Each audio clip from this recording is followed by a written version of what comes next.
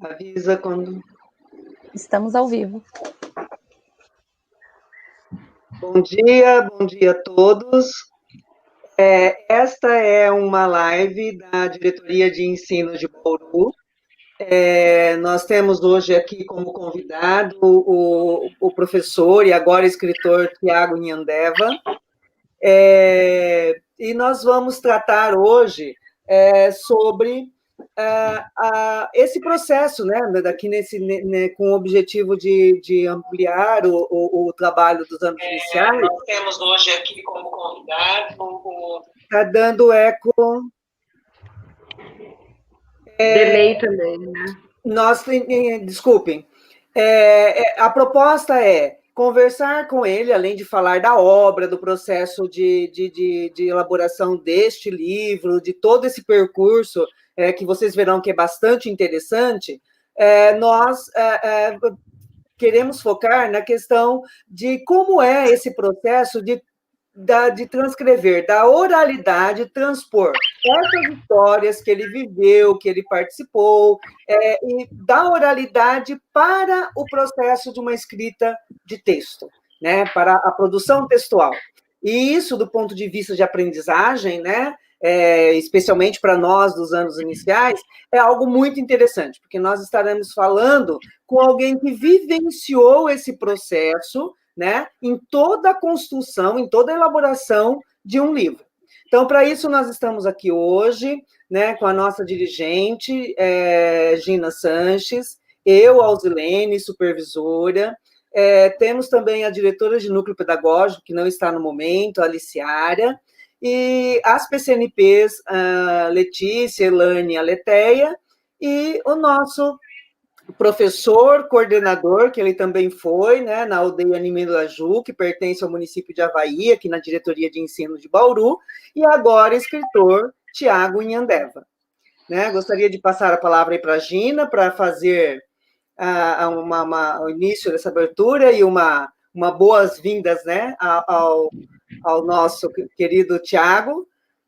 Então, passo a palavra, Gina. Obrigada, Alzilene. Bom dia a vocês todos. Que delícia estar aqui com vocês. Muito bom, né? Começar amanhã com esse clima tão gostoso. Tiago, bom dia especial a você. É um prazer ter você aqui com a gente. Tudo bom, Tiago? Muito prazer bom. É meu, bom dia. É uma delícia poder ouvir você. Você tem experiências importantes, né? Experiências que vão fazer diferença para a gente aqui, para ouvir, para assimilar. Você sempre teve a nossa admiração aí como profissional, né? Pelo teu caminhar, pela sua sempre boa vontade, dedicação àquilo que você se propunha a fazer. Então, fez a diferença por onde passou, né, Tiago? Eu quero aqui deixar claro e, assim, a nossa gratidão, não só por você estar aqui agora, mas por você sempre compartilhar conosco todo o trabalho que você realizou na educação indígena, continua realizando, né? Isso faz parte da sua vida, né? Faz parte da tua história de vida. E agora ter você como escritor e compartilhar conosco esse caminho, essa sua trajetória de criação, que é tão importante, não é? Nós estamos aqui sempre para aprender, sempre para aprender.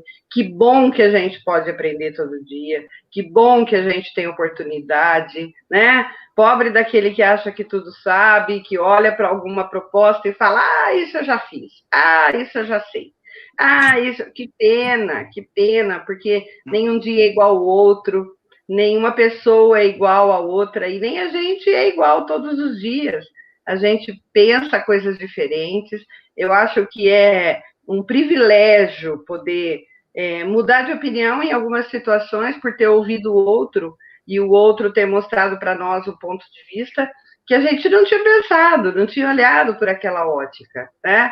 E quando a gente lê um livro, né, que é o que nós vamos tratar aqui também, né, que você vai compartilhar conosco, a gente faz uma viagem, e nessa viagem, muitas vezes, nós nos remetemos às situações e às lembranças que nós tínhamos guardado muito lá no fundo, né? Então, por mais que a tecnologia avance, por mais que seja importante, e agora, nesse momento de pandemia, o quanto que a gente percebeu a tecnologia presente na nossa vida todo dia.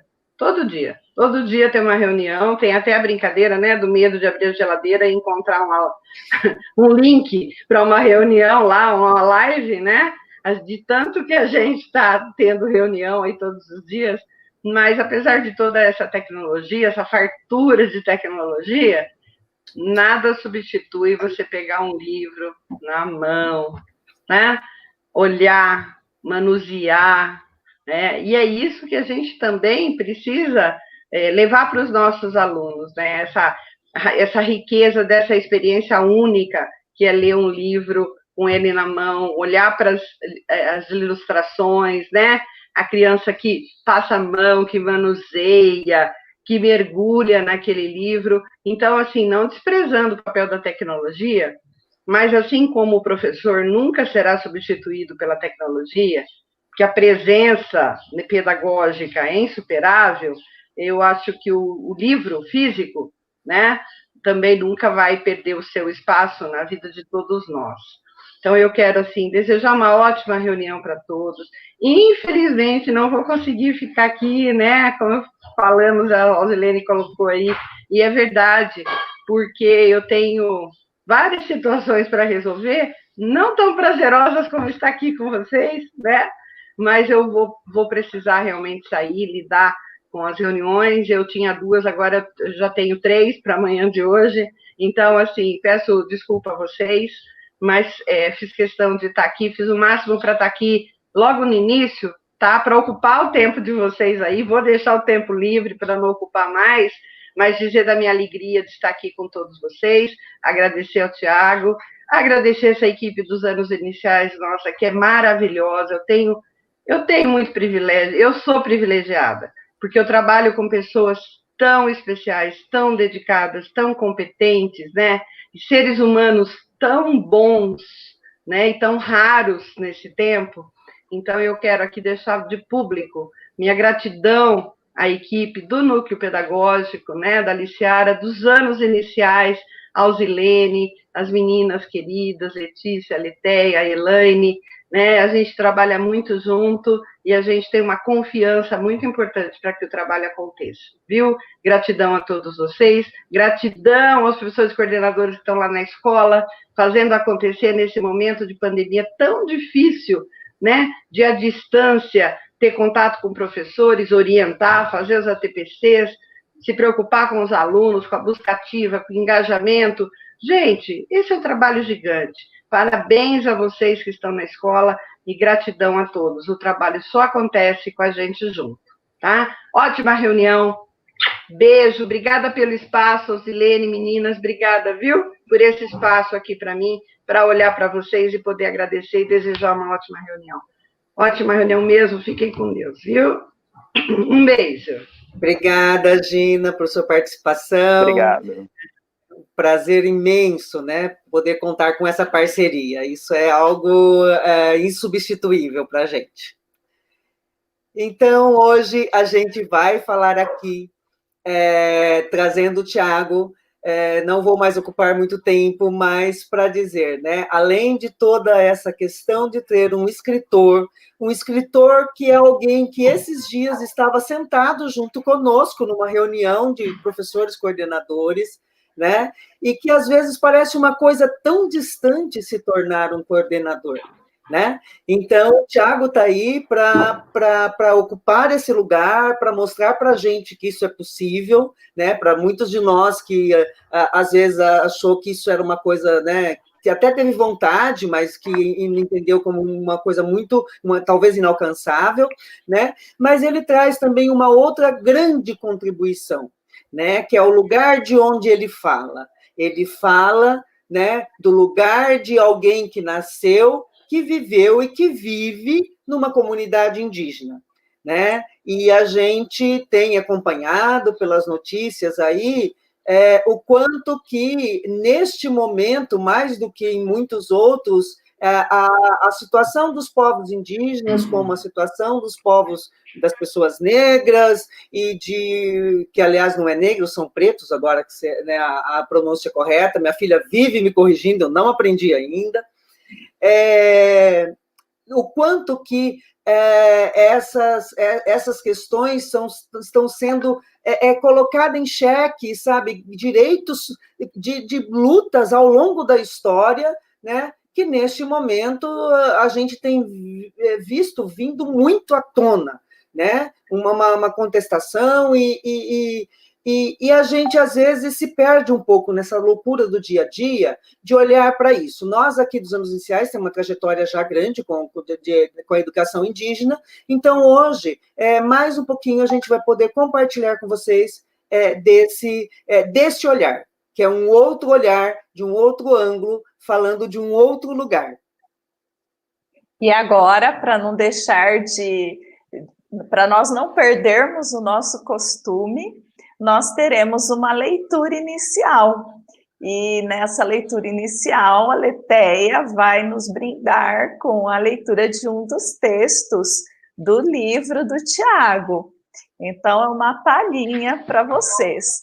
Lembrando que nos anos iniciais nós valorizamos muito a leitura inicial, a leitura feita pelo professor, de bons textos, e todo o papel que essa leitura tem na formação de leitores, na aprendizagem da linguagem que se escreve. Então, a Letéia vai trazer para nós, e depois nós vamos conversar sobre o texto e conversar com o Tiago. E vocês também podem ir colocando perguntas se quiserem perguntar algo para o nosso escritor. Então, vamos lá, Letéia. Bom dia a todos.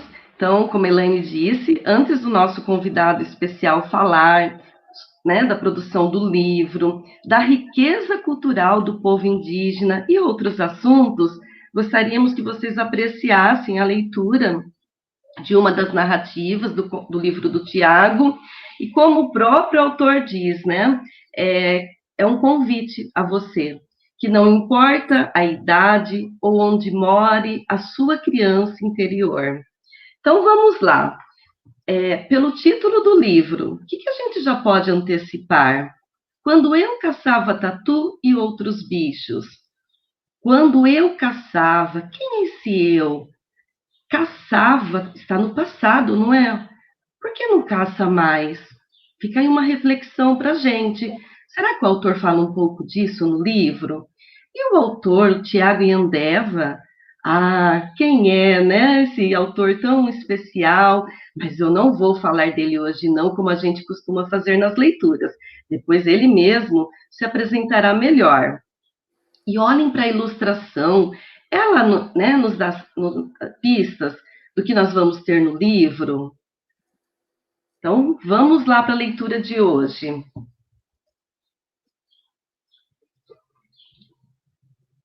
Um pouquinho mais da ilustração, que é lindíssima também. Alguns já conhecem, né? Nós já lemos em outras formações, mas para aqueles que não conhecem, vamos conhecer um pouquinho aí do estilo do autor, apreciar a leitura. E para hoje, nós temos o Rio Araribá e suas facetas. O que esse título nos traz? Que rio é esse, tão importante para ser registrado? Importante para quem? Por quê? Suas facetas, que facetas são essas? Vamos pensar, podem escrever aí, comentar, tá? Que as meninas vão lendo, o autor também, e nós conversamos depois. O Rio Araribá é um pequeno córrego que no passado poderia até ter sido mais volumoso, como conta os Inhanedamoiquere da Tecoá, mas que nunca foi o rio capaz de proporcionar recursos suficientes para a sobrevivência da população indígena desta região. No entanto, história ele tem. Vou começar falando que ele nasce na Tecoá-Tereguá e passa pelas Tecoá-Nimandaju, Equeruá e Copenoti e desemboca no rio Batalha. Ele tem uns 8 quilômetros de extensão ao todo. Nele há a presença de vários animais como capivaras, cutias, preás, sucuris, jacarés, sapos, cobras e uma diversidade de pássaros. A vegetação também é bem diversificada. Há várias espécies de plantas nativas e uma que se destaca muito é a famosa taboa. Os indígenas a utilizam para a fabricação de artesanatos e a tanga é a mais comum. O rio Araribá está muito assoreado devido aos arrendamentos de pastagens e plantios de monocultura que existiram no passado. Atualmente, o Araribá está se recuperando graças à conscientização de todos. Inclusive, já recebeu projetos de reflorestamentos de matas ciliares. Porém, não são suficientes para atender todas as áreas afetadas. No entanto, os indígenas reivindicam a continuidade dos projetos. Falando agora do que ele representou na minha infância e na dos outros companheiros que tiveram a oportunidade de me acompanharem em diversas ocasiões, onde aproveitávamos ao máximo o que ele oferecia de bom a todos que o frequentavam diariamente. A região que mais percorri foi a que pertence a Tecoá e Mandaju. Às vezes, também extrapolava os limites, indo parar em áreas alheias. As atividades mais comuns eram nadar, pescar e caçar. Alguns lugares do rio eram ideais para a natação devido sua profundidade, que chegava a medir de 1,5 metro a 2 metros. Todo dia era aquela alegria no rio. Tinha mitangué, cunhangué, avaiqué, jovens e todos que gostassem dessas atividades. Os peixes nunca foram abundantes, mas conseguíamos algumas traíras, lambaris, papaterra, cabojas, guarus, bagres, peixes-espadas, caras e piramboias. Esses são os que eu me lembro. Também caçávamos o preá, um roedor de porte pequeno. Era fácil de encontrá-lo nas margens do rio, porque ficavam em bandos. A caça do preá não era por esporte, era para alimentação mesmo. Sempre respeitamos a natureza como um todo. A pesca fazia parte da subsistência, mas também era por diversão. Os peixes eram pequenos, entretanto, isso não era motivo para menosprezá-los. Muitas e muitas vezes, eles saciaram nossa fome. O Inhandeva, como é de costume, gosta muito de pescar. Sempre que possível, está pelos rios em busca de diversão e alimento para a família. Devido ao Araribá não ter condições de suprir toda a demanda de peixes, os indígenas têm que frequentar territórios alheios para esse fim. Em muitos casos, sofrem perseguições e ameaças dos fazendeiros por meio de seus empregados capangas. Contudo, só tenho a dizer que o Araribá significa muito para todos nós. Junto com os indígenas, ele resiste veementemente às ameaças causadas por razões adversas. O desafio é árduo, mas somos insistentes, destemidos, e vamos lutar para que o rio Araribá permaneça sendo motivo de orgulho para nosso povo. Viva o Araribá!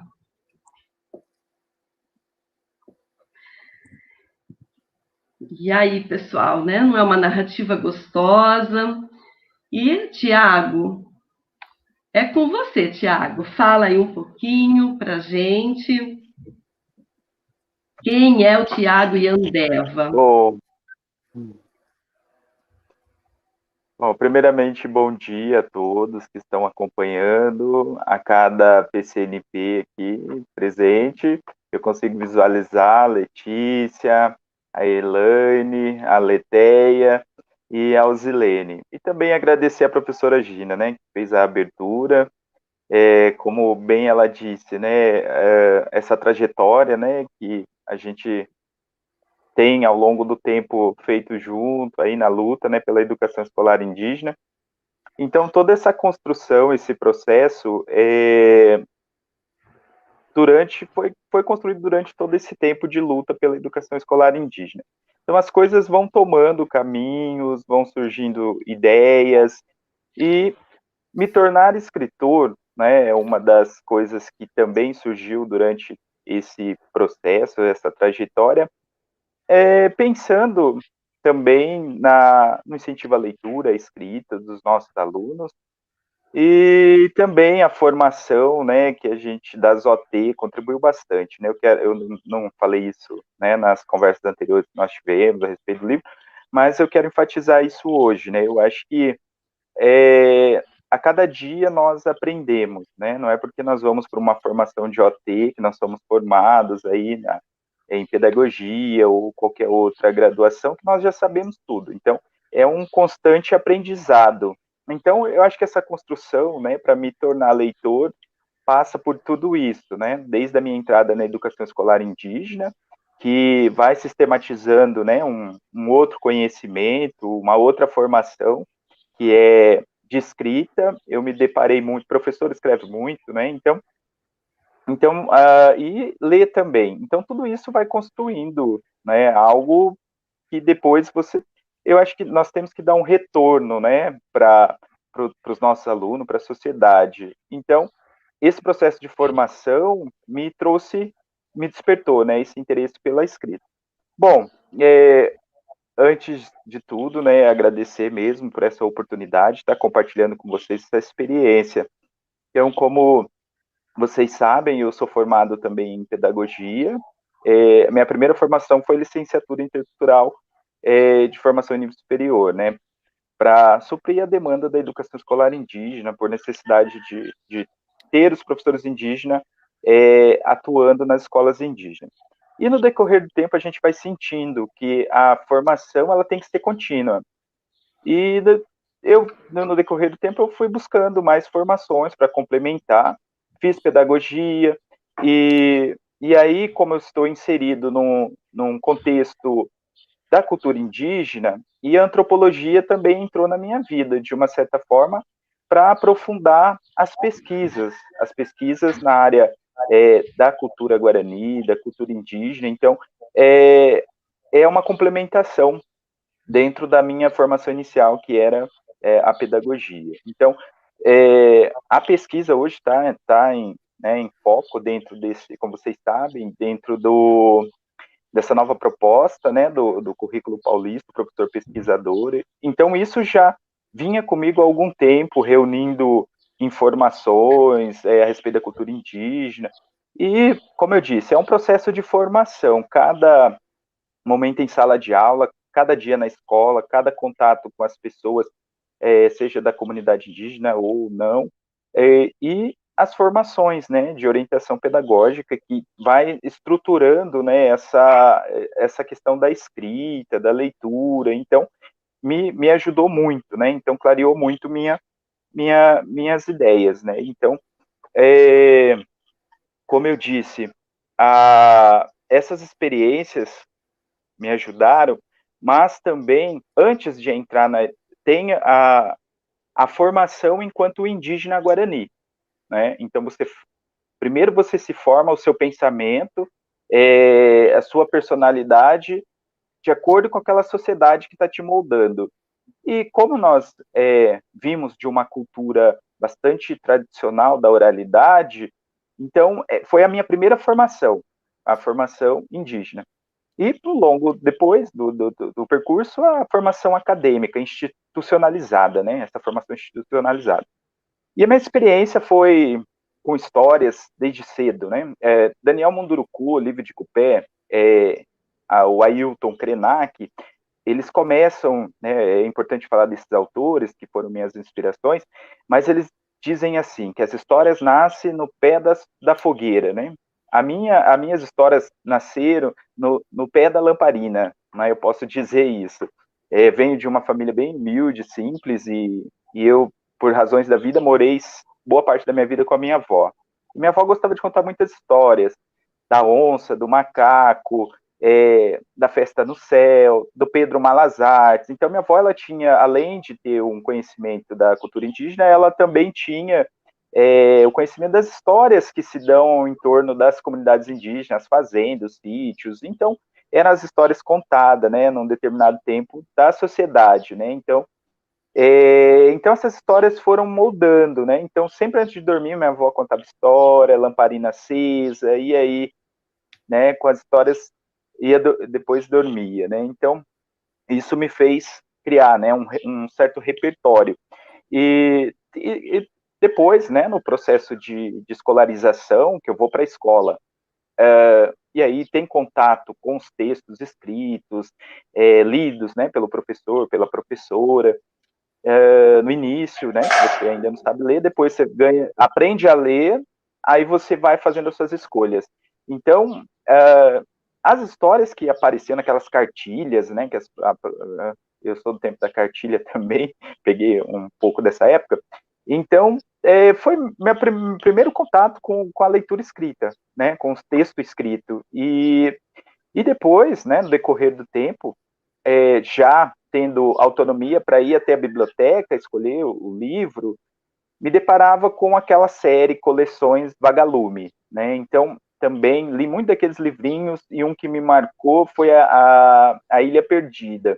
Então, ali, eu acho que dos meninos que se aventuram naquela ilha e tal, e eu já tinha esse espírito um pouco, né, aventureiro, né? Então, aquilo ali eu acho que né, juntou tudo, e para que eu conseguisse pensar no que eu escreveria, né?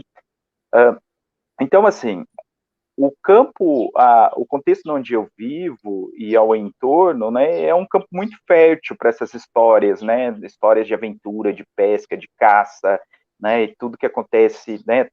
Em uma aldeia, difere, sim, das fazendas, né? Mas nós estamos muito próximos, né? Trocando informações, e então isso ajudou, né, para a construção desse livro, esse campo fértil que tem. Então, o nosso dia a dia é repleto, né, dessas atividades, né? Então, essas atividades, elas, por mais que parecem banais, rotineiras, mas a gente pode transformar, né? Tem a capacidade de transformar o que é talvez simples, que parece, né, que talvez muita gente com história bacana não consegue, talvez colocar isso no papel, mas assim, é um processo de formação, né, para você escrever, né? Então, daí nasce, né, esse mundo, esse universo onde eu vivo, é o que vai construindo em mim esse interesse para escrever, né, por esse caminho, por esse gênero.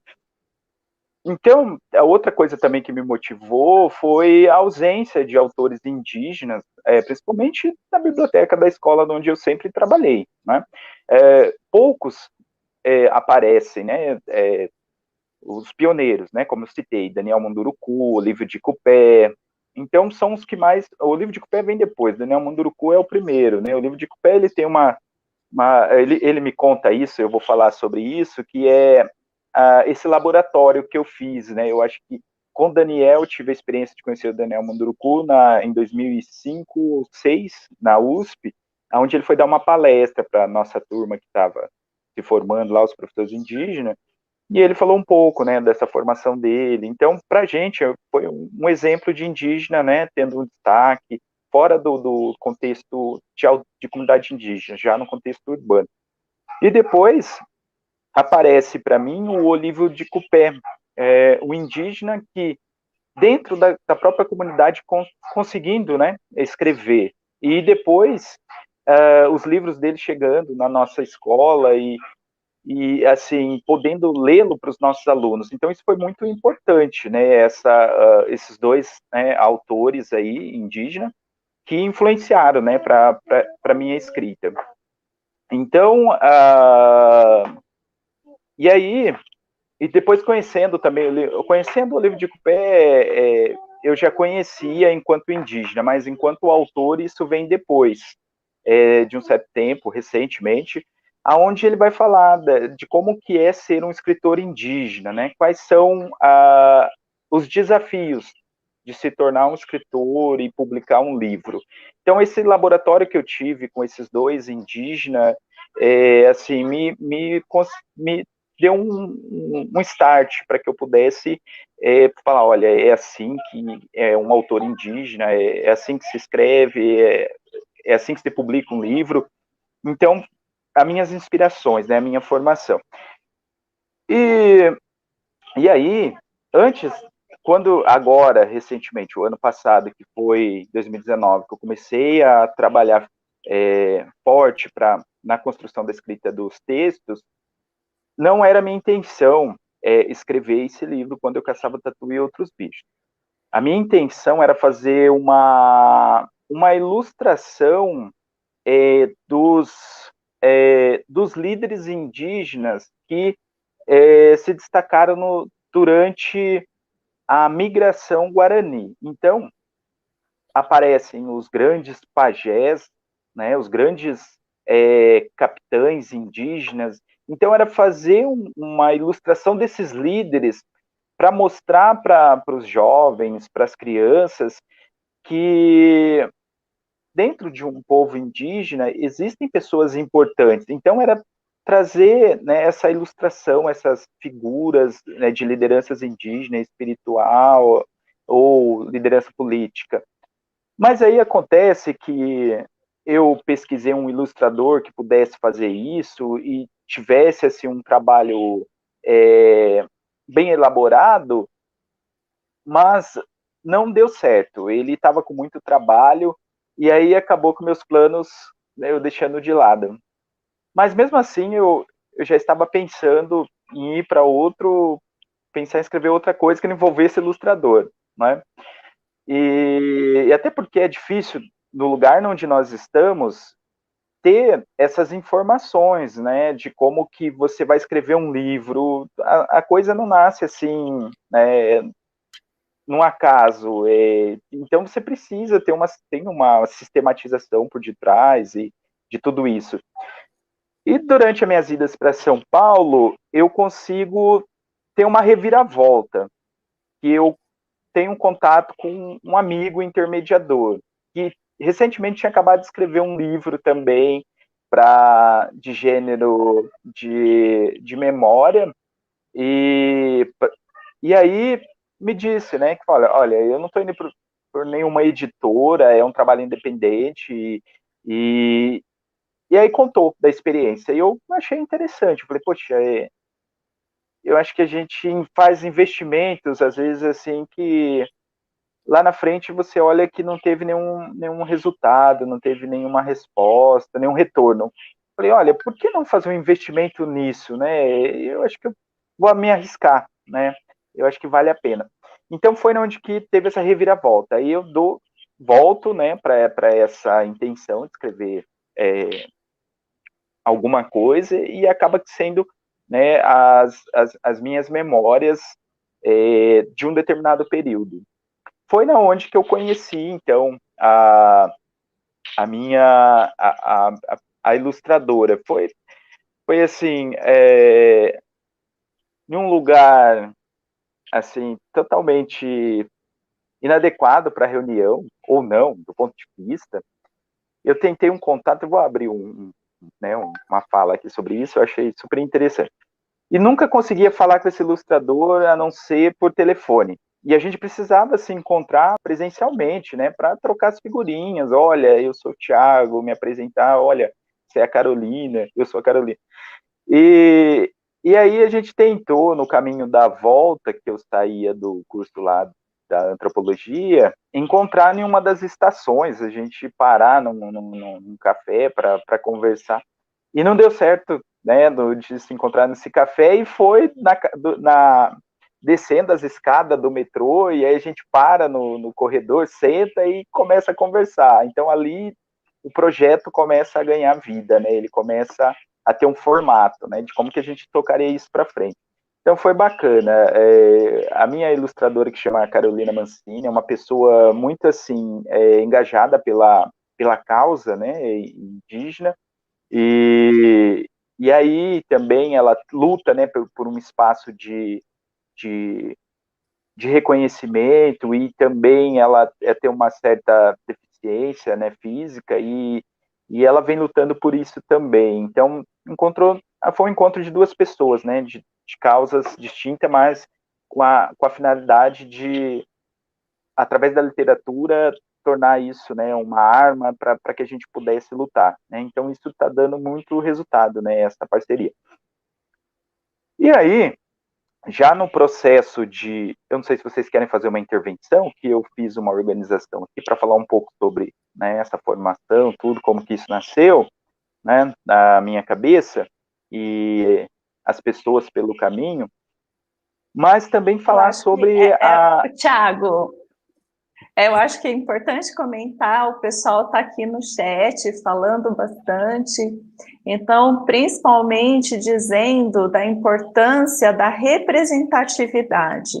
Então, daquilo que nós conversamos um pouco ontem, do quanto o menino indígena, do quanto o menino preto, quando ele se vê representado na literatura, nos contos que a professora lê na escola, o quanto faz a diferença para a vida dele, e o quanto o nosso papel enquanto professores de trazer toda essa diversidade, né? Eu me lembro aqui da fala, tanto da Chimamanda, quando ela falava que ela não se via nas princesas dos contos de fadas, e eu trago também à memória a nossa querida Conceição Evaristo, que fala da escrevivência, que é o lugar de quem escreve.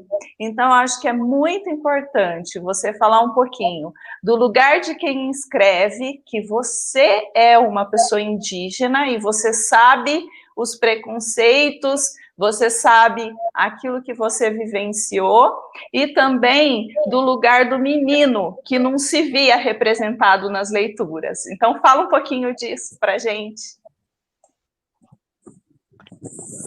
Exatamente.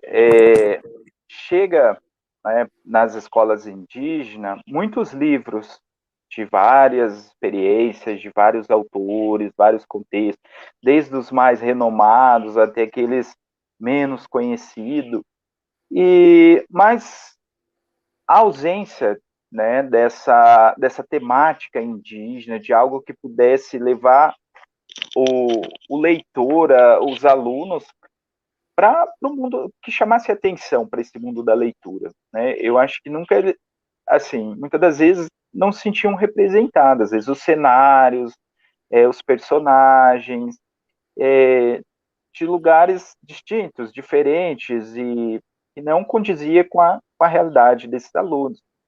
Então, como que despertar neles, né, a vontade pela leitura, né, pela escrita, uma vez que talvez aquilo não faça sentido. Então, vendo isso, me fez, né, pensar da urgência de surgir mais escritores indígenas. Mas isso não é fácil, né? O reconhecimento e o espaço, esse território, né? Nós chamamos assim o território, tem algumas autoras indígenas, e hoje nós temos autoras indígenas, né? Se destacaram os homens primeiro, os meninos, né? O Olívio de Cupé, Daniel Munduruku, Ailton Krenak, Edson Caiapó. E agora as meninas surgindo, né? A Júlia Dorrico, a Eliane Potiguara, Aurita Tabajara. Então, essas autoras indígenas, elas dizem que agora é um território indígena da literatura, né? É um território que talvez surjam muitas críticas, né, a respeito, já surgiram, né, existem críticas a respeito dessa literatura que nós escrevemos. Então, a nossa intenção não é competir com a literatura, né, seja ela no estilo qual for, mas é ter esse espaço da literatura indígena, que é algo diferenciado, fora dos canones da universidade, tudo aquilo que, né, já existe. Né? Então, é uma forma de ocupar espaço, território. E aí eu falo que é uma forma de redemocratizar a literatura, trazendo essas histórias indígenas da literatura indígena, e para que nasçam outros escritores indígenas que estão aí ainda, né, pensando como que isso, né, vai se tornar uma realidade. Então, para nós, enquanto indígena, é muito difícil, né? A luta indígena, ela está em todos os âmbitos, né? Desde as suas terras, luta pelo direito à educação de qualidade, saúde, e a literatura não é diferente, né? Nós estamos aí tentando ocupar esse território, mas que é um território diferenciado, assim como nós somos diferentes na sociedade, né?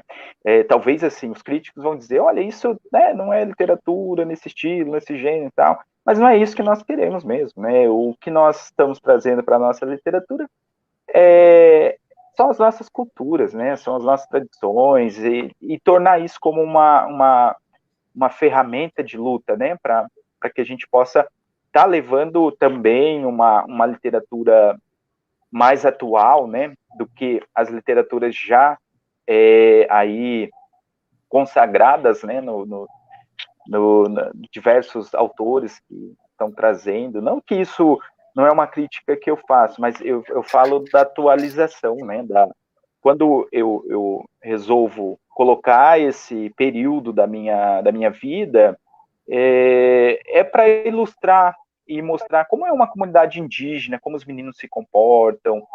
Eu acho que talvez as meninas vão sentir falta, né? Mas e as meninas? O que as meninas não caçam, não pescam? Elas estão fazendo outras atividades, né? De meninas. Então, assim, há um momento que é um momento só dos meninos, mas é um momento que os meninos se encontram com as meninas. Eu até falo dos textos, deixa eu cortar você mais um pouquinho. Você sabe, as meninas que já nos ouviram, né, ler os seus textos nas OTs anteriores, eu me vejo representada em muitas das suas histórias, e eu curti, porque eu conheço alguns lugares que você cita, assim como todos os professores que nós lemos textos. Então, o Rio Batalha, a região de Havaí, são conhecidas de pessoas que são moradores antigos de Bauru, e que muitos deles foram pescar também no rio. Então, faz parte das minhas memórias de infância. E eu acho que é interessante colocar, pessoal, que nos textos do Tiago, além de nós nos vermos representados nas aventuras que ele tem pela natureza, pela pescaria, ele traz também toda essa questão da cultura indígena, dos pensamentos, dos costumes. Ele traz, assim, apontamentos com muita criticidade em relação à constituição da sociedade, do trabalho, alguns preconceitos em relação aos povos indígenas. Então, é muito interessante. Fala um pouquinho aí disso, Tiago, emenda nisso. Então, como eu disse, nós estamos bem no interior, né, do estado. E aí, nós, enquanto interioranos, nós sofremos algum tipo de preconceito também. Quem está lá na capital, né, nos vê como caipiras, né? Então, mas é uma realidade quem mora no interior, né? Ter essas vivências, né? Esses lazeres, momentos de lazeres, né? Como pescaria, caça, rodas de conversa, visitar os vizinhos, todas essas coisas que se dão, né? No interior. E como eu estou na zona rural, no contexto de aldeia indígena, o entorno são fazendas, tem as cidades pequenas próximas, né, como meu município, que é Havaí, depois tem Duartina, que é uma cidade mais próxima do que meu próprio município, né, a gente frequenta muito Duartina. E Bauru também não está tão distante hoje, como nós temos os carros, né? Antes era o trem, né? Eu falo numa história do trem, como falo sobre o trem que passava aqui. Mas, então, assim, nós conhecemos quase toda a região, né? O território das cidades e o território das comunidades indígenas. Então, falar desses lugares, né? Eu acho que é super importante, né? O Rio Batalha é um rio tão importante para a nossa região, principalmente para Bauru, né? Abastece Bauru, né? Dá água para quase toda a população aí, e ele vem, né? Nesse fluxo né? E deságua no Rio Tietê, passando por tantas cidades, tantos lugares. Então, a importância desse rio e o significado que ele tem, né? Para nós, principalmente enquanto indígena que, né, vivencia essa tradição da pesca, da caça e do lazer, isso para nós, né, é diferente. Nós vamos no shopping, sim, né? Nós vamos no zoológico, nós vamos no jardim botânico, nós passeamos no calçadão, tudo isso. Mas o nosso lazer está aqui, né? A maioria do tempo a gente passa por aqui, né? Então, esses rios, essas cidades, e nós frequentamos diariamente, né? E o meu contato com as fazendas, meu tio, minha tia, eles passaram a maior parte morando em fazendas, trabalhando, e em fazendas super valiosas, né? Aí do ponto de vista capitalista, financeiro, e valendo muito, muito dinheiro, né? E aí, enquanto o pobre trabalhador, né, ali, ele nem vê a cor desse dinheiro, talvez ele nem saiba o quanto, juntando todos aqueles bois lá no pasto, vale, né? Qual é o valor de tudo aquilo. E ele está ali, né? Ele é um cidadão trabalhador, né? Esforçado, que acorda muito cedo e para de trabalhar, né? Também já quase escurecendo. Então é alguém que talvez não tenha o devido reconhecimento por tudo que faz, né, trabalhando numa fazenda, como eu disse, né, que tem um valor do ponto de vista na casa dos milhões, né, e aí um pobre coitado ganhando um pobre salário mínimo. E aí, sem ter um lazer, né, e o lazer dessa pessoa como eu disse, né, é uma pessoa que vai, né, se distrair, né, que vai refrescar a cabeça depois de olhar todo aquele rebanho, aquele gado, e fazendo isso, se divertindo, pescando, caçando. Então eu estou trazendo isso, né, falando, se essa pessoa também não está nessa fazenda, onde que ele vai estar, né? E isso, né, mais atual, talvez isso poderia, ou alguém fazer uma análise. Eu estou trazendo uma realidade de 20 anos atrás, 25 anos atrás, mas que na atualidade ainda acontece, né? Mas isso também está se tornando cada vez mais escasso, essa mão de obra desse homem que mora, né, que cuida da fazenda, né, das fazendas, porque a monocultura, quando eu falo da monocultura, que são as grandes plantações de eucalipto, né, que está aí tomando conta de todo o espaço, até o gado está perdendo espaço agora, né, para o eucalipto. E plantação de laranja também, né? Então está extinguindo, né, essa mão de obra que existia. Então é algo assim que daqui a algum tempo ninguém vai saber mais que existia esse homem do campo, né, esse trabalhador. Então eu estou trazendo isso para que, né, haja uma reflexão em cima disso. E nosso contato, nossa vizinhança, às vezes é amigável, às vezes não é. Quando eu falo assim que esses funcionários capanga das fazendas, eles são coagidos, né, a agir de certa forma para espantar, né, os intrusos, que somos nós, né, os indígenas. Mas às vezes nós fazemos grandes amizades também, né, então são algumas exceções, né. Então há esse contato, essa interação, né, com essas pessoas, né. Então por isso que surgem, né, essas atividades, essas histórias. Então é algo assim bastante rico, né, de se contar. Tiago, deixa eu perguntar, aproveitando já que você começou a falar um pouquinho, Fala um pouquinho sobre o título do seu livro. A Letéia, ela começou lá no nosso início, ela leu o título, né? Quando eu caçava tatu e outros bichos. Por que quando eu caçava? Já que você começou a falar um pouquinho, por que quando eu caçava? Olha, atualmente eu realmente não caço mais nada, já faz um bom tempo. Então como eu disse, foi um período da minha vida que eu vim aprender essa atividade da caça aqui no estado de São Paulo, que eu sou de origem do estado do Paraná, e lá é terra roxa, cheia de pedras, os tatus não vivem por lá, né? Eles nem querem cavar lá, porque senão eles vão perder as unhas.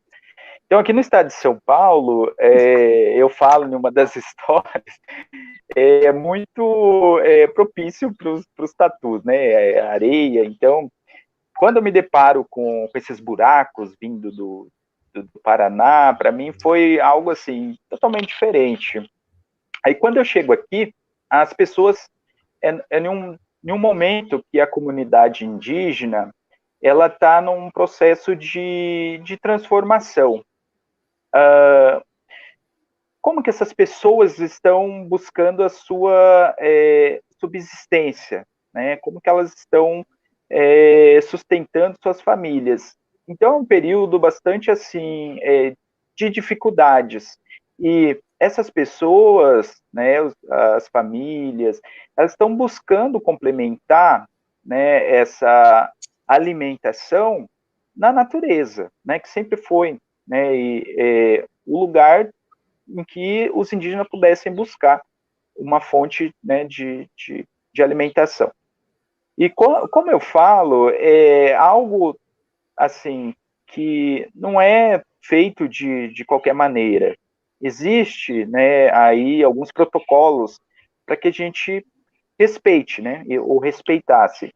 Então, sempre respeitando o período de procriação dos animais, respeitando os seres que cuidam das matas. Então, sempre foi respeitando esses protocolos da natureza, né? Tudo dentro de uma limitação que não pudesse prejudicar a natureza. Então, se a gente fosse caçar, não poderia caçar exageradamente, tinha que ser para aquela necessidade, né? Às vezes a gente caçava, era muito variado, né? Às vezes caçava, às vezes pescava, para não ficar direcionando só um tipo de caça, né? Então, sempre houve esses protocolos de respeito com a natureza.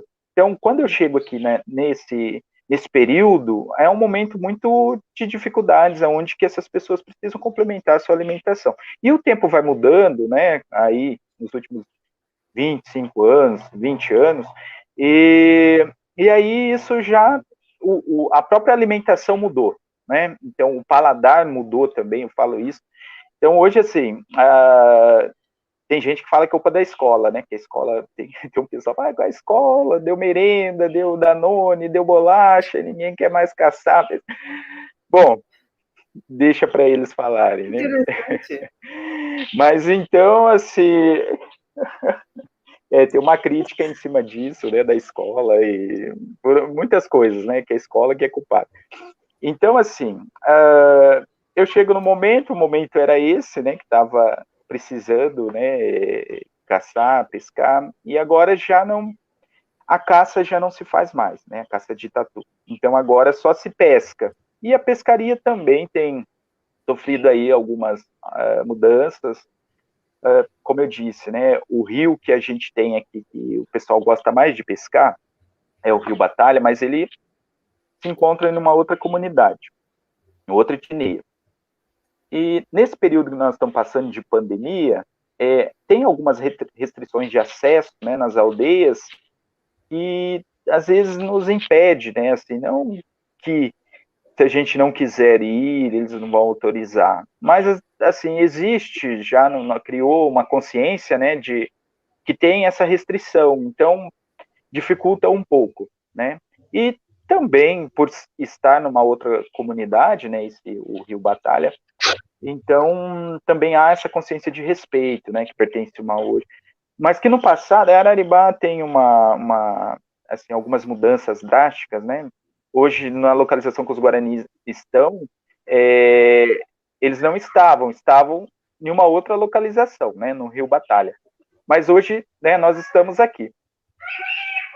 E Thiago, então, tudo isso, né, vem mudando ao longo do tempo. Então, por isso que é quando eu caçava tatu e outros bichos. Tiago, eu gostaria de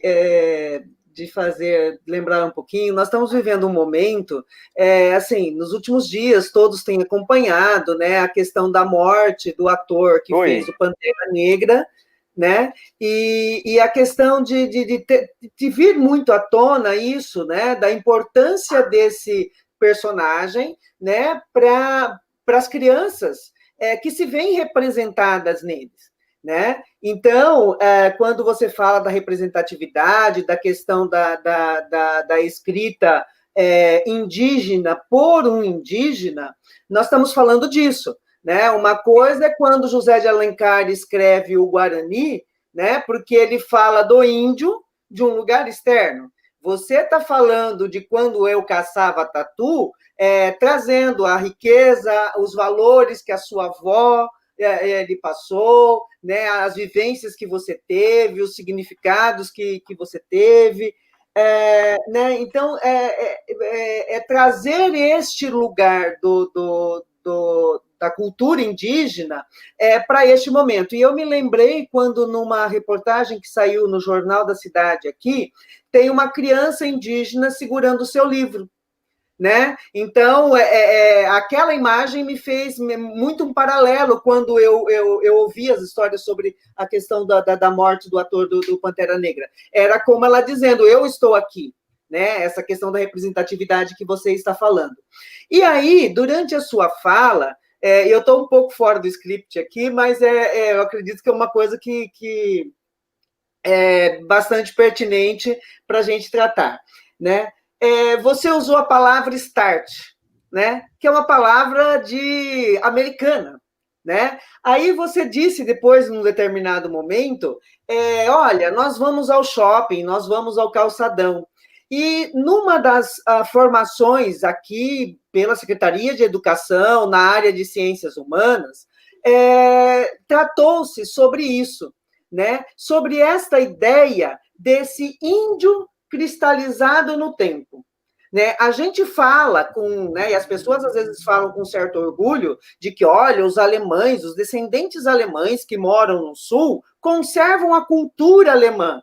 Porém, ninguém espera que eles vivam hoje, em 2020, como o avô do bisavô deles vivia. Né? E, na realidade, as pessoas olham para os povos indígenas e dizem assim, mas eles usam celular. Né? Olha, nesse momento ele está fazendo uma live usando internet, né? E usando um computador ou um celular para fazer essa transmissão. Né? Então, veja que a gente aceita, né? As pessoas normalmente aceitam de forma muito tranquila isso, que o alemão de hoje conserve a cultura do povo alemão sem viver como o trisavô, sei lá qual geração dele vivia, mas fala disso em relação ao índio.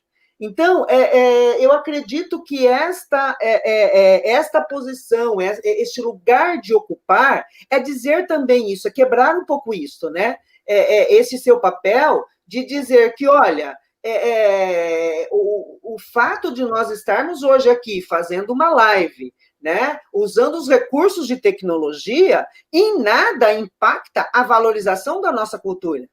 Ela está acima e muito além de tudo isso.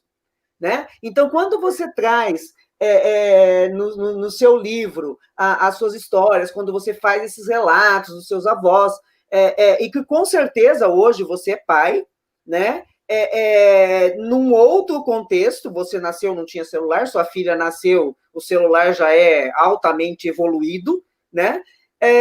Então, você manterá a cultura dos povos indígenas, do seu povo, presente para ela. Né? Então, acho que esse relato seu é muito importante para a gente quebrar. Isso precisa ser reiterado de muitas formas. Né? Para que porque a primeira pergunta, quando a gente ouve falar, né, de um povo indígena, e às vezes a gente ouve até críticas, né, nesse sentido. Ah, mas eles são índios que usam celular. Quer dizer, o índio de verdade é só aquele que está na Amazônia, sem o contato com o povo não índio, Então, eu acredito assim, que toda essa fala sua, ela é muito valiosa também nesse sentido, né? De trazer para todos nós isso, né? Esse índio que vive hoje, né? E aliás, a gente não pode falar, né? É outra coisa que a gente acaba cometendo o erro de dizer, né? A gente fala índio como se fosse uma coisa única, né? E você está falando da perspectiva do povo guarani, como você disse, né? Você tem muitas etnias, né? Com costumes, com culturas, com uma multiplicidade, uma riqueza gigante, né? Para contribuir. Então, o olhar que você traz é diferente do que o Munduruku trouxe, do que o Krená trouxe, né? Então, são múltiplas contribuições para a gente ampliar o nosso leque, inclusive, de conhecimento, né? Tá aí uma coisa que a gente está aprendendo muito, tá? É o uso da tecnologia a favor da cultura, a favor dessa representatividade da cultura. Estão me ouvindo? Voltando para o livro, Oi, Tiago. Voltando para o livro, é a materialização da história, da cultura, que, como você disse, antes oral, hoje se encaixou nessa modernidade e está materializada na língua escrita, não é? Ficou para a história, como você disse ontem para nós. O que antes era uma história no campo da oralidade, hoje é um documento, é um registro escrito, ele já toma um outro valor. Então, é interessante usar esses valores da sociedade que vai avançando para fazer para manter essa cultura, não é? E disso a gente se orgulha muito e fica muito feliz que vocês estão conseguindo fazer isso, que não seja o primeiro, que venham muitos outros. Letícia, tem mais perguntas para ele? Tem muitas perguntas aqui ainda. Vamos acelerar. Tiago, olha só, no seu livro, ele é um livro de memórias, né? Você fala isso muito bem no livro, desde o início, né? Você tem uma memória preferida do seu livro?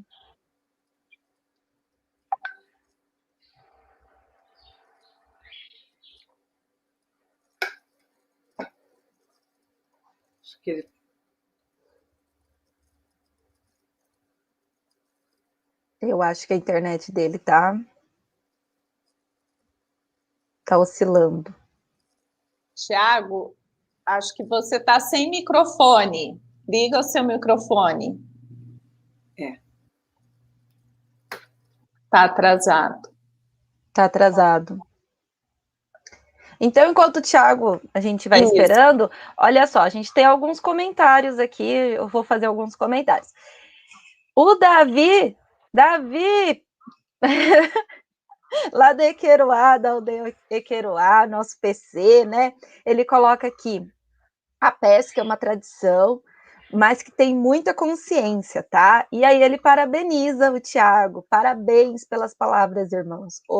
Hoje você entra para a história da luta dos povos indígenas, onde nossos ancestrais com certeza estão muito felizes, orgulho de ser indígena. Então, Davi, muito obrigada pela sua contribuição, eu amei. Aqui a gente tem a Ana Lúcia Marques, ela coloca aqui, conheci a aldeia de Araribá através de um passeio com a escola estadual onde estudei, e com o meu grupo de escoteiro também, experiência inesquecível, marcou a minha infância. Eu vi aqui também, assim que o Tiago conseguir voltar a nos responder, eu tenho uma pergunta lá do início, que teve gente que perguntou assim, onde eu encontro o livro do Tiago para comprar? Como é que eu faço para comprar, adquirir o livro? Então, pessoal, a notícia que nós temos não é muito agradável, né, nesse momento, porque o livro, na verdade, se encontra esgotado. Ele conseguiu, vendeu essa primeira edição, essa primeira tiragem do livro, foi esgotada, ela já foi vendida, mas o Tiago disse que tem sim pretensão de fazer uma segunda edição para gente, uma segunda tiragem desse mesmo livro. Então, fiquem tranquilos que logo, logo a gente coloca aí nas redes sociais, a gente promete que vai espalhar bastante a notícia da segunda tiragem do livro, da segunda edição desse livro, porque ele está realmente incrível, né, meninas? A gente tem aqui, a ilustração é muito linda, da Carolina Mancini, olha lá, é muito, ficou muito boa, as histórias, as memórias são incríveis, o Tiago escreve muito bem, tem riqueza de detalhes. Professores, eu sei que a maioria aqui é professor, que deve estar escutando a gente, que está ouvindo, está vendo a gente. É muito legal, porque se são professores aqui da nossa região, tem uma riqueza de fauna e de flora explorada durante todo esse livro. Ele fala sobre a consciência, como a gente mostrou aqui na nossa primeira leitura. Ele fala muito sobre a consciência de preservação, da preservação do rio, da preservação dos animais, da preservação da fauna, da flora, né? E ele coloca ali. Eu vi também que teve várias espécies de tatu, ele traz aqui quando eu caçava tatu, mas, gente, é tanto tatu que eu nem imaginava. Eu acho que eu conheci uns 2 tipos de tatu, e na verdade ele traz acho que uns 4, 5 tipos de tatu, tatu do rabo mole, tatu. Ele traz outros tipos de tatu que eu nem conhecia. Então, essa riqueza da nossa região, da fauna, né? Da nossa região é muito importante. Tiago, você conseguiu destravar aí?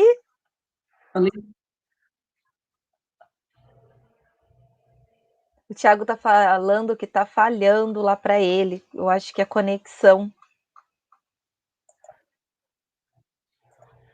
Letícia, enquanto isso, né, você falou do livro, assim como a professora Gina disse lá no começo, nós conseguimos viajar né, com os contos aí do Tiago, e não vou, claro, não vou ler para vocês que ainda vão comprar o livro, mas tem um diferencial na compra do livro, gente. Olha, vem uma carta para o leitor que faz a diferença. Então, olha, só pela carta, né? Do livro em si, já nós falamos de toda a riqueza dele, tem muito mais, mas essa carta também é um acolhimento aí para o leitor que vale a pena. Tiago, acho que voltou agora.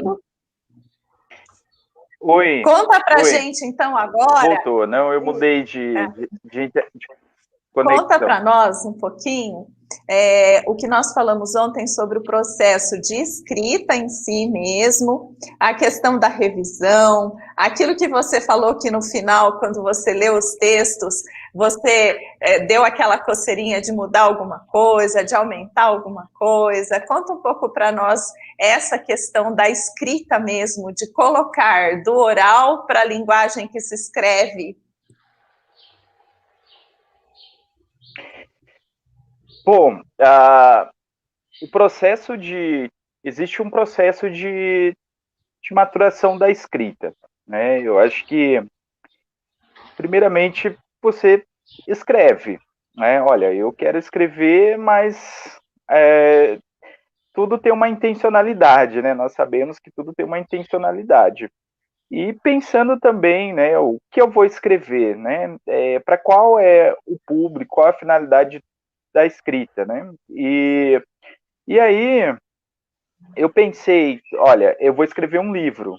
E um livro, ele precisa formar, ele precisa ensinar, vai ter alguém que vai receber essa escrita, né? Então, não poderia escrever dentro de uma escrita que não formasse o leitor, né? Então, estaria fazendo um desfavor, né, para ir para o processo de formação desses leitores, né? Então, a escolha é por um para uma escrita convencional. Olha, dentro da escrita convencional tem uma sistematização de escrita, né, para que se possa registrar as ideias. E de que forma que a gente faz isso? Né? Então, o meu gênero é um gênero narrativa de memória, então tem todo um critério para que se escreva dentro desse gênero narrativa de memória. Né? Sempre respeitando, né, como eu disse, eu venho da oralidade e também de uma linguagem, às vezes, específica, né, para um determinado lugar e determinado público. Então, mais para a escrita, você tem que pensar em todo o processo, né, de registro, de grafar o que você fala. E então, trazer todo esse repertório do gênero narrativa. Então, pensando de que existe uma norma, né, existe um padrão de escrita para isso, e que demanda, né, alguns elementos chaves para que se possa escrever dentro de uma norma culta. Então, aí a gente começa a refletir, né, de como que vai ser isso, pensando em todo esse universo, né, o universo da escrita, o universo da narrativa. Então, tudo isso começa a depois, quando começamos a escrever, quando eu comecei a escrever, isso tudo tem que estar ali em jogo, né, para que se possa registrar as suas ideias, sua memória. Então, e depois tem uma outra coisa, você vai ter um estilo de escrita, né? Então, meu estilo, ele varia muito, ele perpassa muito no estilo, como algumas palavras que eu coloco, que vêm do gênero de textos documentais, de textos, documentos de ofício, de ata. Então, é um estilo que ainda, né, por ser uma primeira experiência, ela está muito presente, esse estilo, né, esse que eu encontrei para poder começar a escrever. E aí, também, além da questão gramatical, ortográfica, também a questão da coesão, da coerência, se tudo está fazendo sentido, né? Às vezes você precisa voltar para esse texto, refletir sobre aquilo que você escreveu, se está tendo uma sequência lógica, né, dentro desse processo de escrita. Então, é tudo aquilo que a gente faz em sala de aula com os nossos alunos. É um processo de escrita que precisa ser sistematizado, precisa ser sempre dentro, né, do padrão, né, da norma de escrita. Então, para que se faça sentido para o leitor, né, que seja algo que vai formar essa pessoa que está lendo, né, dentro, né, dessa norma que existe, que é a norma da escrita dentro do gênero da tipologia narrativa, né, uma narrativa de memória. E aí, sempre é uma ida e volta, né, nos textos que a gente escreve, pensando na pontuação, né, na acentuação, na ortografia, tudo aquilo que se tem dentro da questão da escrita, né, do sistema gramatical e tudo mais.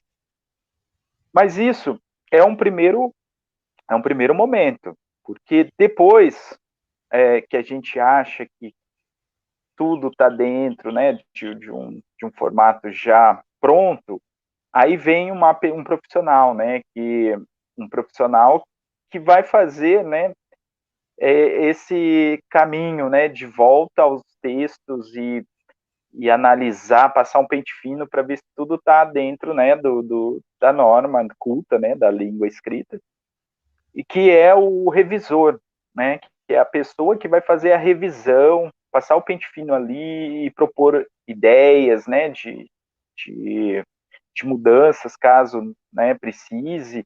Então, é toda uma questão de construção da escrita, né, respeitando todas essas variáveis que se tem dentro, né, da escrita. Então, isso, né, se deu durante, né, o processo de escrita, e quando entra, aí está pronto os textos, esse texto vai para a formatação, né, do livro. Aí tem a ilustração, que precisa também ser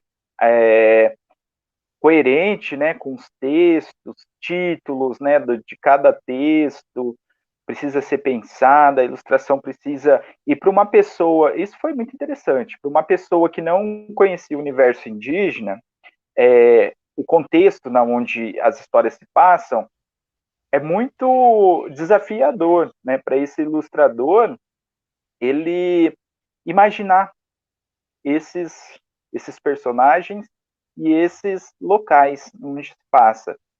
Mas eu acredito, assim, que o ilustrador conseguiu passar muito bem, né, essas ilustrações, né, as ideias, né, para os desenhos. E depois, partindo da ilustração, o revisor, ele trabalha muito paralelo, né, junto com tudo que está acontecendo. Então, ao mesmo tempo está construindo a ilustração, ao mesmo tempo está sendo feita a revisão.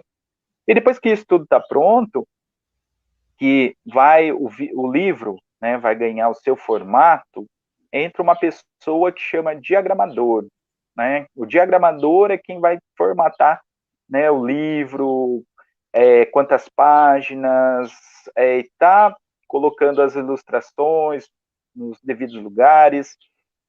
E então é outro profissional que entra aí, né, que faz parte dessa equipe que vai dar cara, vai dar vida, né, vai dar cara ao livro, né, para essa versão depois ser impressa. E também uma das coisas que nós discutimos durante era a questão do gênero estava muito clara, né, mas a ilustração também tem que estar coerente com as histórias e tem que estar coerente com o público, que essas histórias vão estar direcionadas, né? Eu acredito que as histórias elas servem, né, para quase todas as idades, né? Eu acho que tem muita coisa que pode ser aproveitada. Mas inicialmente é um livro infanto-juvenil, né? Mas que também acredito que pode ser para adultos também. E para as crianças, eu já tive professores da educação infantil que compraram meu livro e conseguiram, né, trabalhar com esse livro na educação infantil. E disseram que as histórias foram interessantes, né? E tudo estava, né, dentro de uma coerência, né? E acho que foi esse o processo, né? Tudo sistematizado, pensado, né? E a parte chata, né, da história. Eu queria apontar que quando você fala que tem um pouco da questão de ata, de descritivo no seu texto, mas não veja isso como uma coisa ruim. Pelo contrário, a riqueza com que você descreve as cenas, principalmente o caminho para o rio, a volta. Então, tem textos que a gente leu, né? O rio não estava para peixe nem para cavalo. Assim, eu me vi andando pela trilha no meio do mato, morrendo de medo de cobra, de bicho. Então, assim, é muito envolvente. A sua descrição é muito gostosa, nos remete à cena da história. Então, assim, parabéns, não perca esse estilo, não deixe para lá, não se deixe levar pelas regras. Quando a gente se prende muito na regra, não é? Então, vamos lá, Lê. Eu acho que o Thiago caiu. Está voltando. Está voltando. Quando o Thiago fala também aí, eu lembrei que eu sempre falei para os meus alunos, né, o quanto é importante a revisão. E eu falava, os autores consagrados fazem revisão do que eles escrevem. Então, essa fala sua, Tiago, agora há pouco, e eu vi muitos pedidos para que você vá você converse com os alunos das escolas. Tem muitos pedidos ali, né, que querem você aí falando com os alunos. E aí você traz aí todo o processo, você fala da escrita, que na verdade começa lá com a oralidade, dessa importância, o processo de escrita, de revisão, que também faz parte, e é muito importante no comportamento de escritor, a ilustração dialogando com o texto. Então, que riqueza aí, né? Eu lembrei disso. Será que o Tiago Eu não agora... sei. Acho que, né? Oscilando de novo. E aí a gente continuamos falando aqui do texto, da obra dele, né? Então, como a Letéia disse, nós tínhamos essa intenção de enfatizar todo esse processo. E por quê? Porque, voltando, se nós formos para os nossos materiais do ler e escrever, todos os textos que nos guias do professor, que tem as orientações para os professores, tanto em relação à leitura de textos literários, da diversidade de gêneros, ela faz recomendações em relação à qualidade desses textos.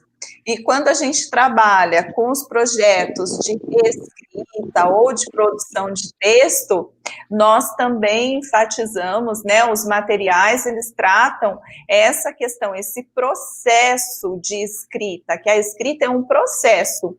Importante a gente, como a Ausilene já falou, a questão de quem pode se tornar um escritor, não é? Então, que a escrita é um exercício e que todos os alunos, todos os estudantes, a partir do momento que têm narrativas, eles podem se tornar escritores. Então, que a gente aprende a escrever escrevendo. Então, muito importante isso. Letícia, tem mais algumas perguntas para o Tiago, né? E acho que nós estamos caminhando para o final. Posso pegar um ganchinho aí, meninas, rapidinho? Tiago, beleza? Pode. Agora. Ô, Tiago, é muito forte quando você fala com a gente, a Ausilene já colocou, a gente percebe na sua escrita e na sua fala que não é só o Tiago traz uma pluralidade aí, né, uma representação da comunidade, da aldeia, principalmente em Mãe da Ju, e de todos os colegas, como o Davi colocou ali. Então, você disse lá atrás também disso, mas você não falou, mas nós ficamos sabendo que você recebeu um prêmio. Fala um pouquinho desse prêmio para a gente. Uma outra coisa que ficamos sabendo, o seu livro já está ganhando rumo internacional, parece, né? E o que tudo isso é para a comunidade? E pegando gancho nisso, tem uma campanha também. Você teve uma intenção de destinar a verba né, com a venda dos livros desde o começo, né? Isso está lá no seu livro. E depois, durante a pandemia, isso mudou. Então, como que anda essa campanha? Conta para a gente um pouquinho.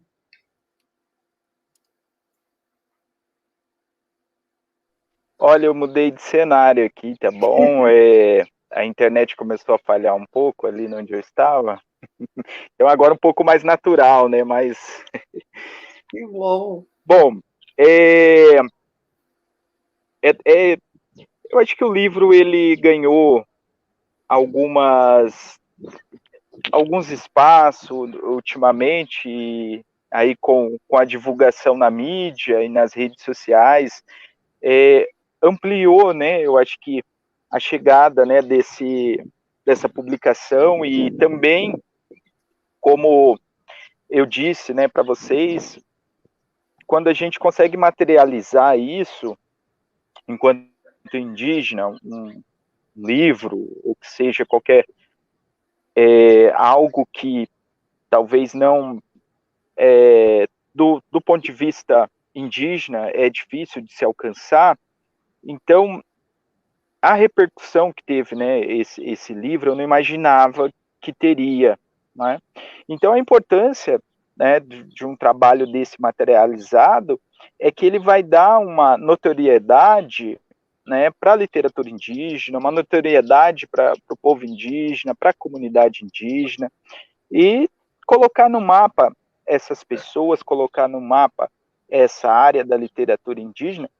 E o que eu sempre vinha pensando, qual o retorno desse trabalho para a comunidade como um todo, principalmente minha comunidade, era de que fosse algo que fosse além da literatura.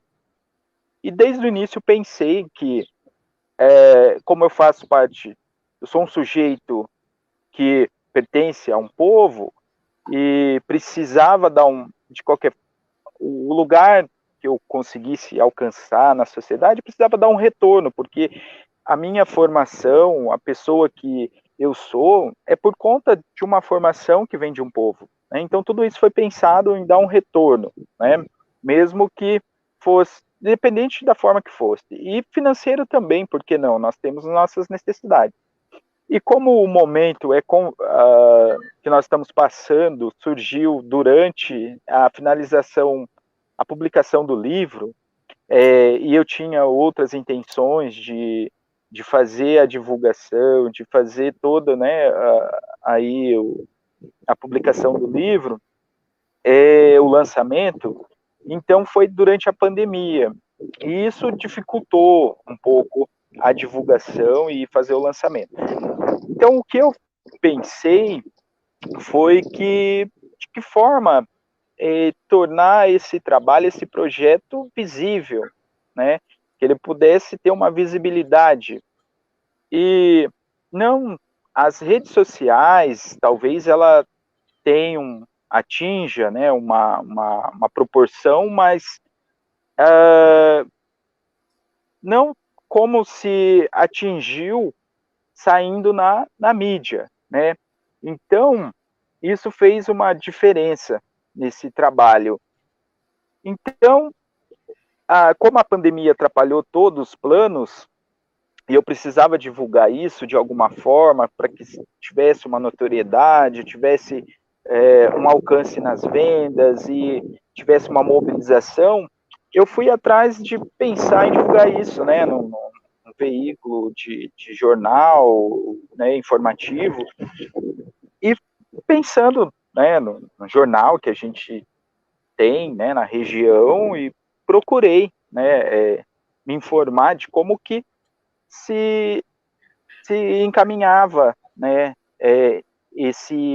para uma divulgação. E aí foi um processo de formação, porque você precisa encaminhar um texto que se chama release. Release, né, é um gênero textual, né, que você precisa saber escrevê-lo, né, e eu fui me formar, né, informar e me formar para escrever um release, né. Então, como que se escreveria um release? É bem interessante porque eu procurei inicialmente uma mídia um pouco que não fosse das grandes mídias, né, uma mídia alternativa. E aí me pediram para escrever um release. Eu falei, o que será esse release, né? E aí eu acabei desistindo no primeiro momento. Eu falei, olha, eu não sei escrever isso e também não vou mandar, deixa quieto. Pensei assim. Aí depois as coisas foram me forçando para que eu fosse atrás desse release. Eu falei, olha, o segundo jornal que eu fui já era um jornal mais conhecido, mais grande, né, mais amplo, de repercussão maior, me pediu também o release. Eu falei, não, é a necessidade. Uma hora no terceiro vai me pedir release, e eu preciso ir atrás. E eu fui pesquisar, né, e aí, né, se dizia que um bom release, ele precisa ter um diferencial, algo que chamasse atenção, né, e aí é o momento de se pensar, né, eu falei, poxa, o momento que a gente está vivendo, ninguém vai querer, e na formação, nas informações, fala, olha, todo dia tem alguém publicando um livro, né, e aí, assim, esse livro precisa ter um diferencial, né. Então, isso me forçou, né, a colocar uma mensagem chamativa, né, que pudessem mexer com as pessoas. Então, não que isso não seja verdade, né? Até porque eu já fiz as entregas, né, com as vendas que eu disponibilizei, né, para o público, já comprei os kits, entreguei na comunidade, vou entregar o segundo kit, né, e é uma necessidade mesmo da comunidade, ninguém esperava essa pandemia, ninguém estava preparado para isso. Então, eu uni o útil, né, ao agradável para poder fazer com que esse livro tivesse uma notoriedade e chamasse atenção. Então as coisas foram tomando caminhos assim e foi dando certo, né? E o processo de venda também, né? Venda direta, venda através do mercado virtual, do Mercado Livre, também me ajudou bastante. Foi um processo de formação também, né? Que eu não tinha. Então, a venda do livro também foi algo que o livro tinha que ser especial, né? Então, tudo que eu pensei, desde como tomar os cuidados para embalar, para a carta, né, que eu estou enviando a cada leitura, agradecendo, eu acho que precisava ser algo especial, até disse isso para a Letéia, todo mundo, quando você espera, o que você espera de um presente, né? Quando você recebe uma embalagem, cria toda uma expectativa, né? Olha, eu estou recebendo um presente, o que será que tem ali dentro, né? Então tem que ser algo especial. Então foi isso que foi acontecendo, né, com o livro.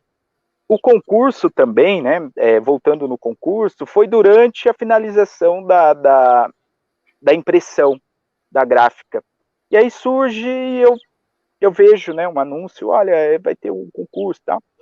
E eu acabei me inscrevendo na prorrogação do concurso, né, porque já tinha encerrado, depois prorrogou a inscrição, e aí eu entro, estudo o tema e falo, vou escrever alguma coisa, né, para mandar lá para contribuir, né, essa foi a minha intenção. E aí foi, então, que o meu texto foi premiado em segundo lugar, né. Então, para mim foi bacana, falei, olha, eu acho que eu estou indo para o caminho certo, né. Então, isso me fez, né, acreditar, né, que é possível seguir por esse caminho, é possível trazer, né, histórias, trazer memórias para serem compartilhadas, né, com mais pessoas. E as lives estão acontecendo, né? E aí entra no mundo das lives também, é outro aprendizado. Então, para a gente, né, como um todo, está sendo um ano bem interessante, né? De formação mesmo, sair um pouco da nossa zona de conforto. Eu acho que é isso, sair um pouco da zona de conforto e se jogar, se arriscar, e o mundo está caminhando para isso, não tem como mais, a gente não volta atrás, né? A tecnologia está aí, como a Alzilene disse, não adianta, Gente, a gente vai lutar, vai resistir, então é isso. Eu não consigo deixar de dizer. Tiago, a gente curte demais isso tudo. A fala do Tiago é muito rica para nós. Vejam o que ele trouxe em relação ao release. O que é um release? O que é esse texto? Olha o conceito que nós precisamos trabalhar. Não basta saber escrever, é preciso ter conhecimento do gênero. Como é que esse gênero se constitui? Como é que eu escrevo um release? Para quem que eu escrevo um release? Com que finalidade? Olha outro conhecimento que o Tiago trouxe. Agora a gente está precisando aprender a fazer live. Para nós também foi um desafio e está sendo. Então, são contribuições aí de toda a vida que nós temos, né? Os desafios nos lançam a novos conhecimentos. Então, que venham, Tiago, que venha o próximo desafio. Conta pra gente qual que é o próximo desafio. Bom, além de dar sequência nesse trabalho, né, eu estou trabalhando aí para lançar a segunda edição, né, mas tem outros trabalhos vindo também, né, é uma continuação desse livro que o título permanece o mesmo, mas acrescenta um subtítulo, né, e um destaque na história que vai ter, que é Quando Eu Caçava Tatu e Outros Bichos, as aventuras continuam, e incluindo A Última Caçada. A Última Caçada, como eu disse, são outros personagens, Um cenário também que eu não tinha ido, né, para aquelas regiões. Então, assim, a caça mesmo, né, talvez, será que caçamos? Será que pegamos algum tatu, algum bicho naquela noite? Isso vai ficar lá para depois, eu vou falar isso depois, né? Quem são esses personagens que estão nesse momento, né? Como que foi todo o planejamento para essa caçada? É uma despedida, né? Uma despedida. Então é um filme que se passa na minha cabeça durante aquele momento, né? Então vai ser bacana o próximo trabalho. E tem outros, né? Uma pergunta que a Letícia me fez ontem era a respeito de se eu tinha um diário, que já escrevia antes. Eu tive um diário, assim, elaborado, né, digamos assim, um diário mais com cara de diário, né? Eu tive até outras coisas que escrevia em outros cadernos, coisa de adolescente, né? Mas um diário de cacique. Eu fui cacique, né, durante um tempo aqui na minha comunidade, um cacique interino, né? Eu falo sempre que eu fui um cacique interino, em exercício, um cacique em exercício. E então, durante esse tempo, eu vi a necessidade da minha parte, né, de registrar esse trabalho que eu nunca tinha feito, que foi um desafio para mim.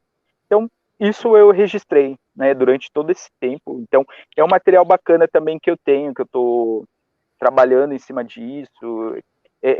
Só para abrir um parênteses aqui a respeito desse tema, da temática liderança, cacique, é algo que precisa ser falado, precisa ser conversado, é uma função muito importante. Então, eu talvez venha também escrever alguma coisa sobre isso, para um público, para todos os públicos, né? Eu acho que é importante conhecer como que é o sistema da cultura indígena, Guarani, né? E outras etnias também. A gente conversou ontem um pouquinho, né? Antes de fazer essa live, a gente fez uma prévia, né? Uma reunião prévia com o Thiago ontem, né? Alguns minutinhos, por isso que a gente está retomando. Ele fala, a Elaine também falou outras vezes. E aí, ontem nós falamos um pouquinho da importância do registro. O Thiago trouxe para a gente a importância de se estar registrando, né? Essas memórias, que ele contou isso em outras lives, depois eu posso até deixar disponível os links aqui. Ele traz, na outra live, ele falou assim que, né, Thiago, você conta falando que talvez você seja você foi a última geração a realmente a fazer a caça, a praticar a caça, né, do jeito que se fazia antes, né? E que você gostaria de deixar registrado nesse livro as memórias para que outros jovens, né? Essa nova geração tenha o conhecimento, né? De como era feito anteriormente na sua geração, né? E aí eu queria que você contasse um pouquinho como é que foi levar esse livro para o cacique, que você conta isso numa outra live, e eu acho legal você estar registrando aqui para gente como é que foi, né, levar esse livro para o cacique, dar esse livro para o cacique. Olha, como eu disse, a cultura ela é dinâmica, né? Seja ela indígena ou a cultura não indígena, ela está em constante mudança, transformação.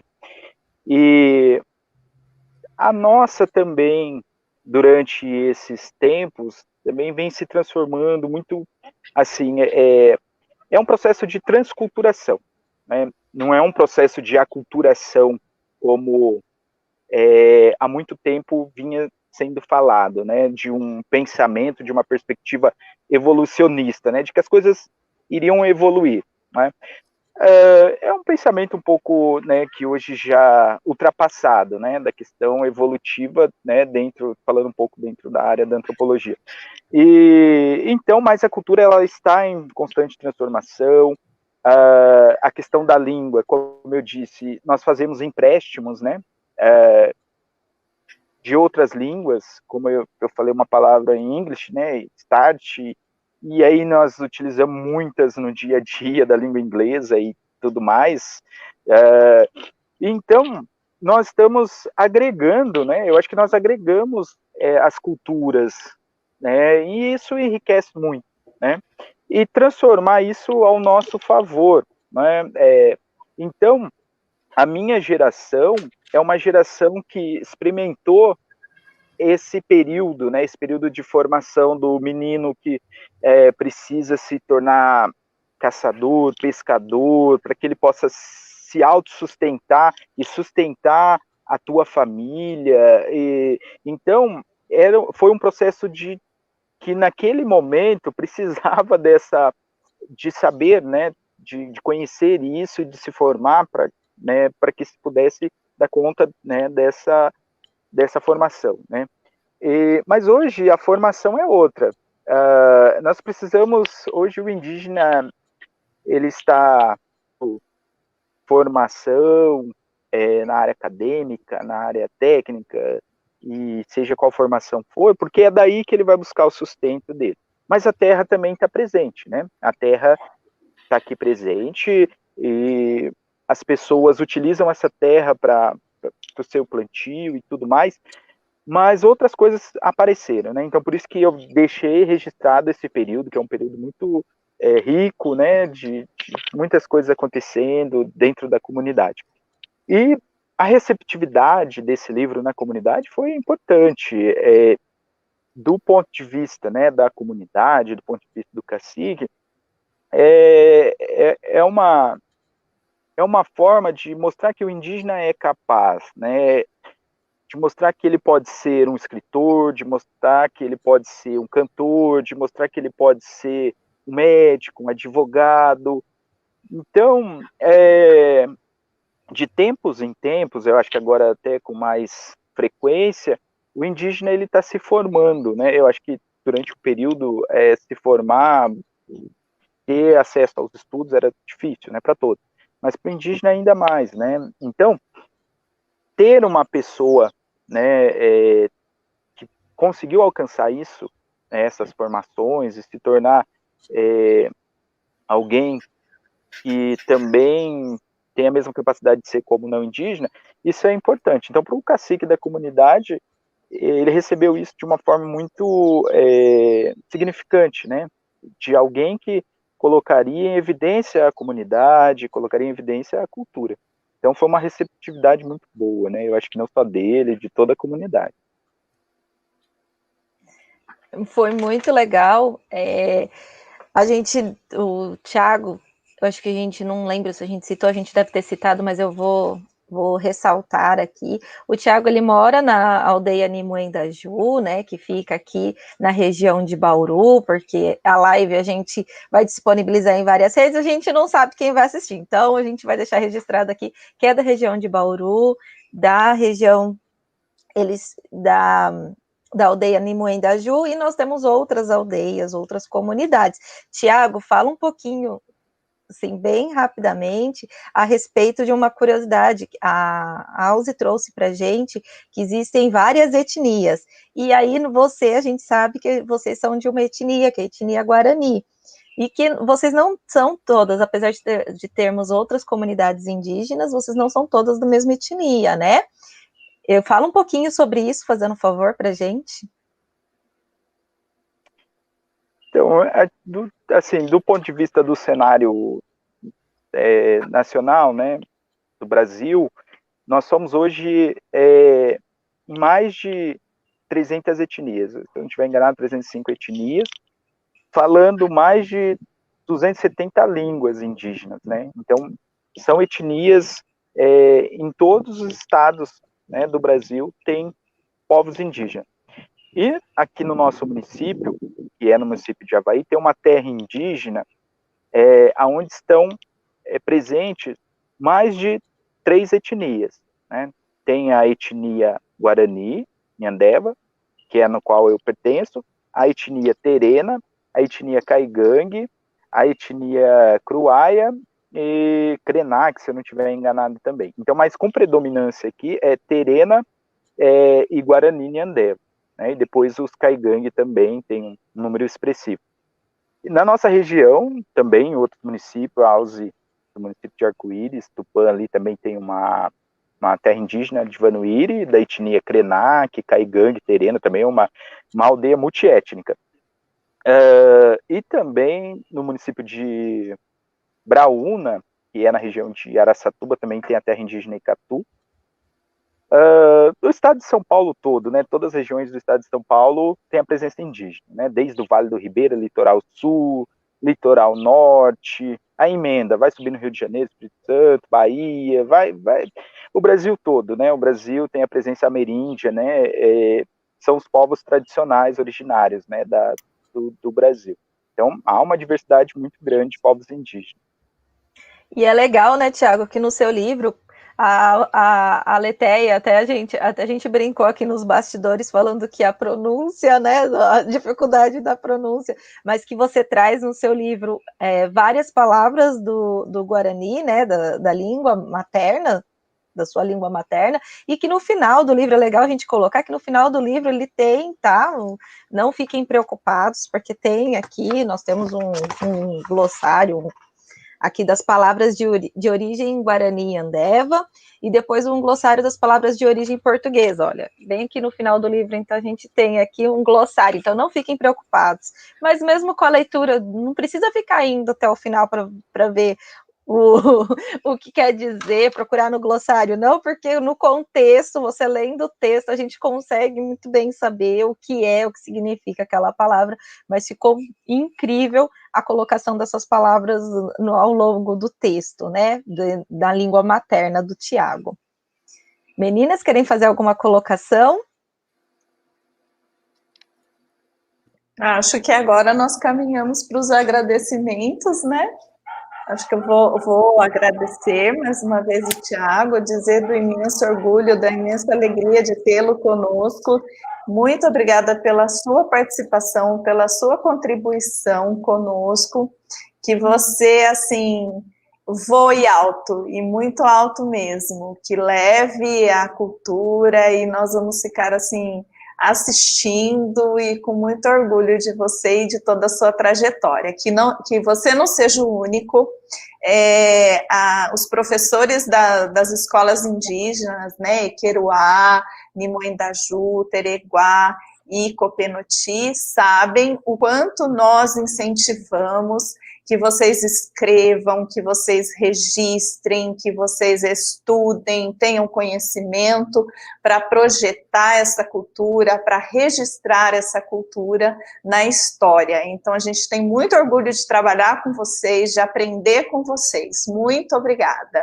Obrigada pelos professores, pelos supervisores que estão nos assistindo.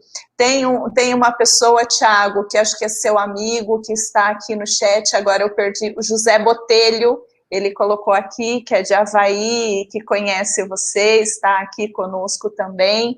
Então, agradecer a todas as pessoas. Um abraço para todo mundo, muito obrigada pela oportunidade. Olha, eu gostaria de deixar registrado aqui, né, esteve aqui conosco também, e Tiago, a supervisora Maristela, e que acompanhou vocês durante bastante tempo, né? Teve um trabalho longo junto às nossas aldeias aí, e ela coloca, né, imensamente feliz em testemunhar sua trajetória, Tiago. Felicidades. Então, ela traduz o sentimento nosso, né? Acho que quando a gente passa a conviver, passa a conhecer, passa a compreender, né? Daí a importância do conhecimento. Quanto mais a gente conhece, mais a gente respeita, mais a gente admira, mais a gente se apropria e compreende os universos, né? Isso de todas as dimensões. Então, nós já estamos lá há alguns anos, né, fazendo esse acompanhamento de formação, vendo a evolução do trabalho nas aldeias, e ficamos, assim, imensamente felizes de vermos culminar nisso. Né? Então, você já tem pistas do sucesso que virá, certamente, né? Essa premiação, o seu livro aí, que você certamente, dado toda essa aprendizagem, você fez um planejamento, né? Imaginando em tão pouco tempo essa edição está esgotada, né? Então, são todos sinalizadores do sucesso, não só a questão do sucesso de venda, mas o sucesso de tudo o que este livro representa, de toda a simbologia, de todos os significados que ele carrega. E é isso, o sucesso é certo, e nós somos muito orgulhosos de estar aqui. Tá? Muito obrigado. Depois você pode ler, né, o chat, com certeza você não conseguiu agora. O pessoal assim, tecendo excelentes comentários, dizendo-se muito feliz, dizendo que foi uma baita aula, como alguém colocou lá atrás, né? Então, assim, todo mundo muito feliz. Olha, nós já estamos aí 10h51, né, quase 2 horas, e o pessoal o tempo todo dizendo, dando esse retorno, né? Então, Pois é. O mais legal é que a gente não perdeu o público, tá? A gente sempre manteve o número aí de pessoas ao vivo assistindo. Então, Thiago, a gente sempre passou da mais de 100 pessoas assistindo ao vivo o tempo todo, a gente não ficou a menos que isso. Eu gostaria de aqui fazer meu agradecimento. Muito obrigada, Thiago, pelas suas contribuições. Muito obrigada por falar um pouco mais, trazer um pouco mais para a gente sobre a cultura indígena, tanto no livro agora, quanto na sua live agora com a gente, em outras lives também. Quem tiver oportunidade aí, assistam as outras lives também, porque é muito legal. Foram muito legais, tem bastante colocações. Gostaria de ressaltar um comentário aqui, antes de finalizar a minha fala, do Gui Xerox Ranieri. Desculpa se eu estiver falando errado o seu nome, viu? Seu livro é sem comparação. O gênero que você usou fez todo sentido ao que se propôs. Falar de suas memórias, valorizando a cultura indígena para o seu povo e descrevendo para os que não conhecem. Eu acho que traduz muito do que eu quero falar. Então, a forma como que você se propôs a fazer, o gênero que você usou ontem, a gente conversou um pouquinho sobre o gênero e tudo mais, né?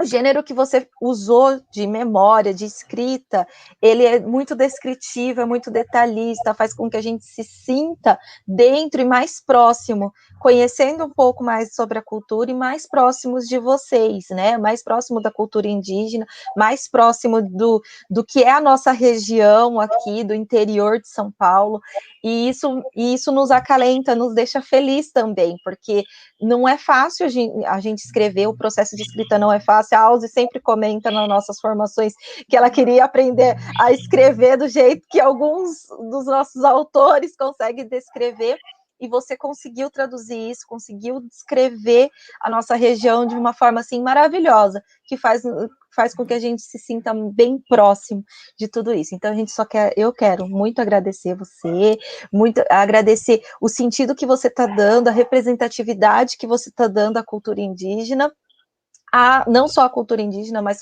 como a aldeia em si, a aldeia da Nimuendaju, né, a etnia Guarani Yandeva. Então, toda essa representatividade eu acho assim magnífico, eu acho fantástico, tá bom? Muito obrigada, e pode fazer suas considerações finais. Tiago, só um minutinho, tá? A Creile está ali te parabenizando, né? A Creile né, a diretora lá da escola indígena, né? Que o Tiago era professor e depois professor coordenador. O pessoal de Avaí também em peso ali, tá? Participando, agradecendo. E assim, a Elaine, a Zilene, a Letícia já falaram tudo. Eu venho falando aí nas leituras que eu fiz, que é uma alegria e orgulho. Então, assim, eu só quero dizer agora, gratidão. Eu aprendo muito com vocês. Então, gratidão, Tiago. E quando eu falo Tiago, eu quero agradecer a todos, tá? Das 4 escolas indígenas que a gente acompanha.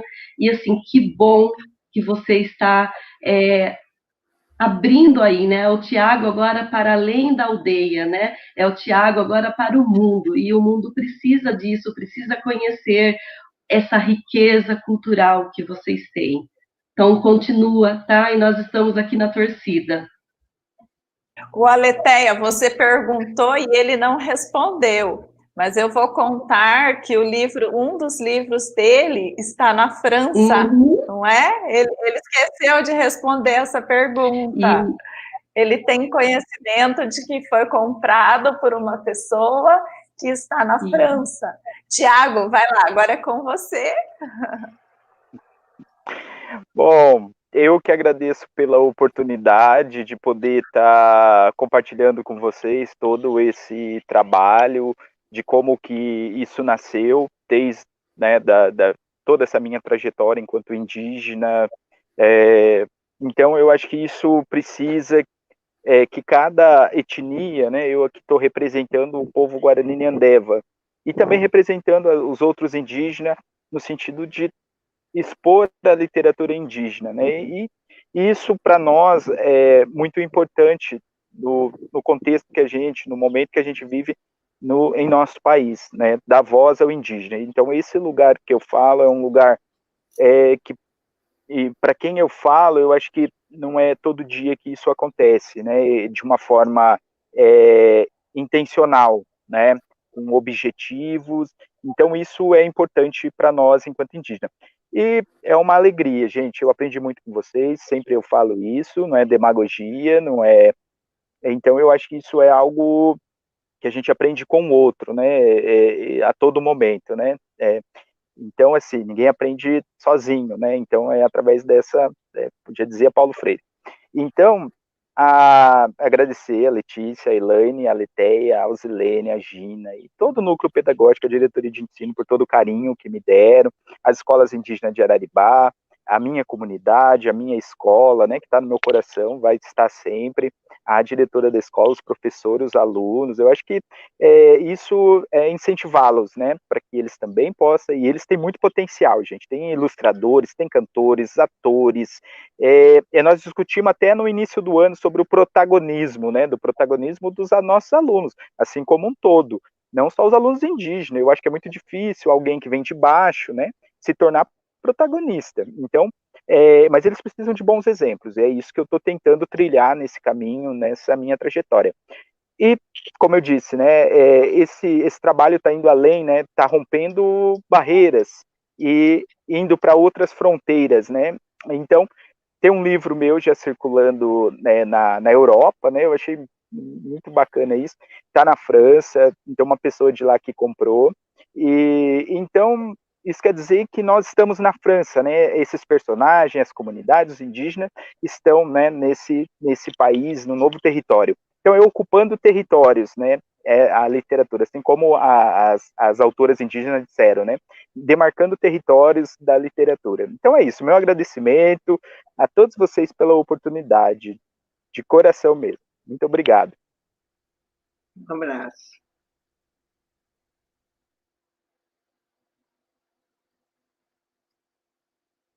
A gente agradece você, Tiago. Vou falar que essa live vai ficar gravada, tá? Se o Tiago quiser publicar ela nas redes sociais dele, e quem quiser mais publicar e divulgar essa live, pode ficar à vontade, pode divulgar a live, pode publicar ela, só copiar o link aqui do YouTube e publicar. Eu falei que é o Gui, eu falei um comentário aqui, li um comentário, Gui Xerox Ranieri, mas é a Ju Coutinho, a PC, tá? É que o nickname dela não está escrito o nome, mas é a Ju Coutinho. Então, muito obrigada a todos que assistiram até agora, nosso agradecimento e tchau. Lembrando os nossos PCs que nós vamos nos encontrar, né? Sim. A gente vai mandar o link agora lá no WhatsApp para a gente se encontrar no Teams, tá bom? Obrigada a todos. Tchau, tchau.